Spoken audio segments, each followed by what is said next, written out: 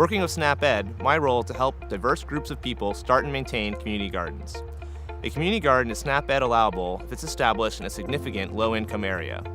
This is defined in guidance as a population with 50% or greater of individuals or families whose assets are at or below 185% of the federal poverty guidelines.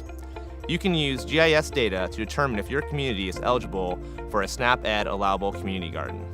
Community gardens are complex projects with many moving parts, and their success is largely dependent on the planning and organization that takes place before the garden is even planted. Start with a survey to gauge the community's general interest in the garden. Determine if there was a garden previously in the neighborhood, and if it was, why did it dissolve? If there's sufficient interest, invite the community to an informal meeting about the garden and identify how many members are committed to the project. Once interest has been solidified for the garden, organize a garden club. Garden clubs keep members accountable, build community, and help distribute the work.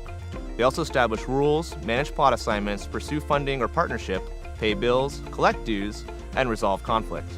Because the club does so much, recruit an enthusiastic and committed garden manager to lead the club. SnapEd funds may be used for staff salaries to establish and maintain community food gardens, but the funding requests must be submitted to FNS first for approval. A detailed budget is important to set expectations and one-time initial costs and recurring costs. SnapEd funds can be used to purchase some items, but it will not be able to cover all of your garden costs. Consult the SnapEd guidance for more details on which items are allowable.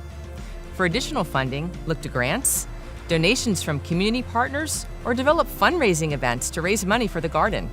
Set the community garden up for success by developing a purpose for the garden, finding a garden location, and developing a site plan. Gardens can be grown for many different types of purposes. For example, gardens can be designed to reduce food insecurity, provide nutrition education, or be a community gathering place. Determine what kind of cultural support exists for the community garden and consider incorporating the culture into the garden theme. Community gardens can be grown on private land, hospital grounds, community parks, county extension office grounds, or other areas. Gardening on private land may require a lease agreement or public liability insurance.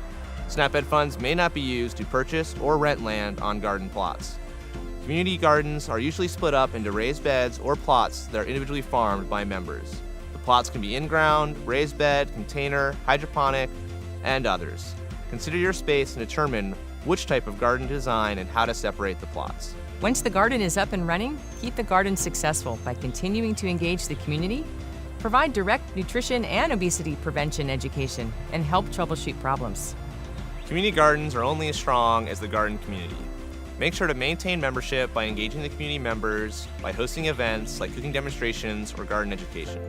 The garden is a perfect place to do direct education and obesity prevention efforts.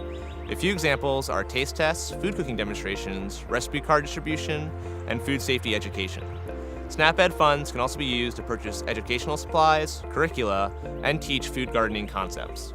Gardens can run into unforeseen problems like pests or disease. Reach out to extension support at your land-grant institution, local garden clubs, or NGOs with similar missions to help you troubleshoot when you run into problems.